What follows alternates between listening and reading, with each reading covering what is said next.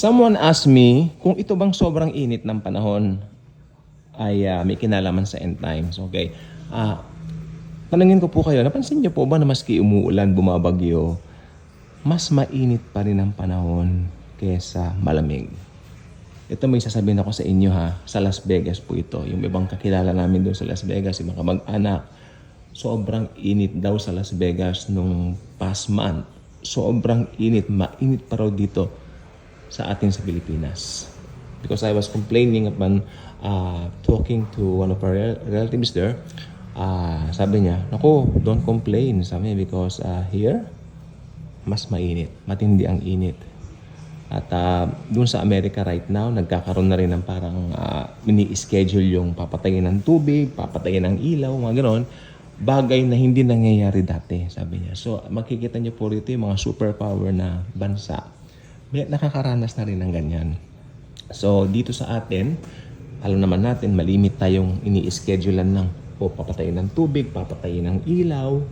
Diba? So, nagagalit tayo. We tend to complain, get angry, get mad. Pero balik tayo doon sa tanong sa akin. Kanina lang kasi yun sabi niya, Pastor, ito po mga init ng panahon ngayon. May kinalaman ba ito sa end times? Ang sagot ko, yes. Dahil hindi pa naging mainit ang mundo kaysa sa init na meron tayo ngayon. Ngayon, pwede mong sabihin sa buong 12 months, pwede mong sabihin buong 12 months summer. Hindi ka rin nakakaramdam ng sobrang lamig maski December. Correct me if I'm wrong. Pero syempre, pag December talaga may time na nalalamig siya and all that, you know. Pero itong January, February, makinig po mabuti, importante ito.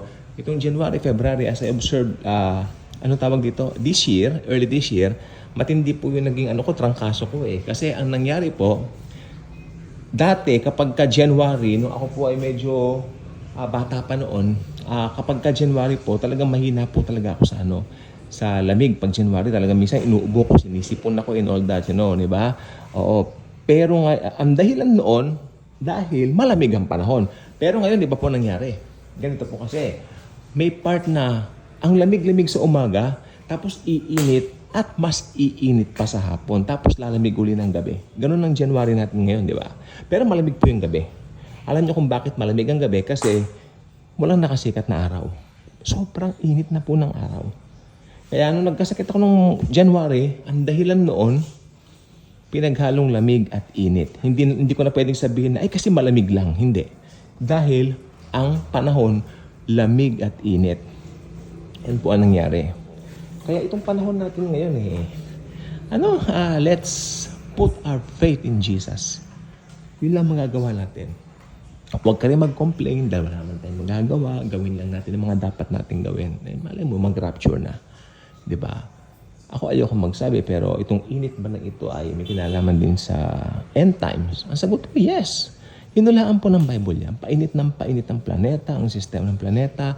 Actually, 30 years back, if you were going to read I think na-report ito sa Time Magazine, sabi nila, yung init ay cause nung ozone layer nabubutas na. That time 30 years ago nabubutas na ang ozone layer. Malit pa akong bata noon. Malit pa bata. Sabi niya, ozone layer na susunog na. Ay, anong pakialam ko noon toddler lang yata ako nung maliit na bata pa ako. Pero ang alam ko, yung mga magazine na yan kasi, habang lumalaki ako, nababasa ko po dito hanggang nasira na rin po kasi pagka umuulan, pumapasok po dito sa sala yung tubig, nababasa yung mga gamit. Yun, nabasa po yun, naanod or something. Hindi ko na po nakita yung mga magazine yan. Pero doon ako una nagkaroon ng kamalayan na meron pala talagang pagkasira ang ozone layer.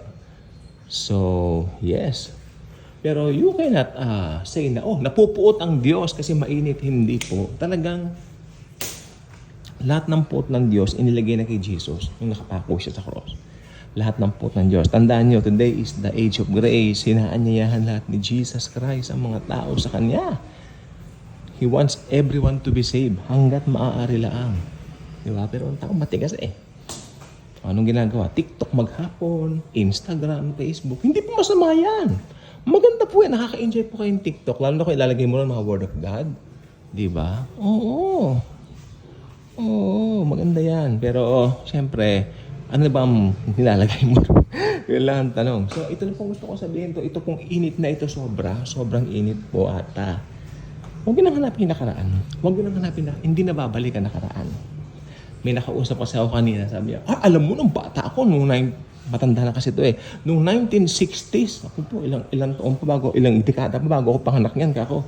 Sabi niya gano'n, nung dekada 60s, pagka talagang tag-ulan na. Sabi niya, mararamdaman mo na talaga, tag-ulan na, hanggang papalamig na ng palamig, hanggang nagbeber. Tama po yon, hanggang nagbeber na. Pagpasok ka ng September, mararamdaman mo na yung simoy Pasko. Ayun. Excited na rin mga tao magpapatugtog ng music ng Pasko. O ngayon, pwede mo pa rin kayo magpatugtog ng music ng Pasko, pero hindi na rin masyadong feel dahil mainit na. mainit ng panahon. Sobra po mainit ng panahon. So, yung mga bagyo, yan. Gusto ko sabihin, yung mga bagyong yan, nagkokos din po yan ng init. Kaya dito po sa amin sa Espanya, dito po sa Sampaloc, sa daming mga naputol na puno dati, kaya yan, nagbabaha po. Ewan ko ha, pero sa akin, teorya ko lang naman po yan. Kahit naman po saan eh. Yan naman po ang masasabi ko dyan. Okay, pero kung hindi naman din puputulin daw yung puno, baka mag-cause din naman ng mas malala kung pinsala, baka magbagsakan, kaya pinutol na lang. May point din naman po. Pero ang nakikita ko talagang end times lang talaga. Wala na tayong, sana bumalik yung ganito. Ay wala na, hindi na babalik yan. Huwag ka nang ganyan, huwag nang ganyan. Hindi na babalik ang nakaraan. Okay, tandaan niyo yan, huwag kayo nabubuhay sa nakaraan. Hindi magandang ugali yan. Oo, it's not good. Live by the present. Tandaan niyo, Jesus Christ is the God of now.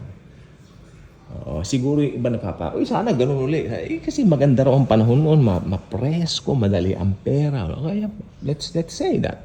Pero itong panahon naman natin ngayon, may maganda rin naman ngayon. Ngayon, digital age tayo, mas maganda. Di ba? Mas nakakagawa tayo ng mga vlogs tungkol kay Jesus. Gamitin natin yung mga modern technology na ito para ipahayag ang kingdom ni Jesus. Para ipahayag yung nalalapit niyang pag-rapture sa atin. Magra-rapture, papayag ka, maiiwan yung mga mahal mo sa buhay. Na hindi mo napagpahayagan ng Word of God, ng grace of Jesus. Grace ha, grace. Dapat ang ipahayag mo. Huwag ka magpapahayag ng takot. Huwag ka magpapahayag ng, iba nananakot, puro impyerno, puro ganyan. Kailangan daw i-preach ang impyerno. Ayun na lang. Pag Kristiyano ka na, ipipreach mo yung solusyon sa kasalanan.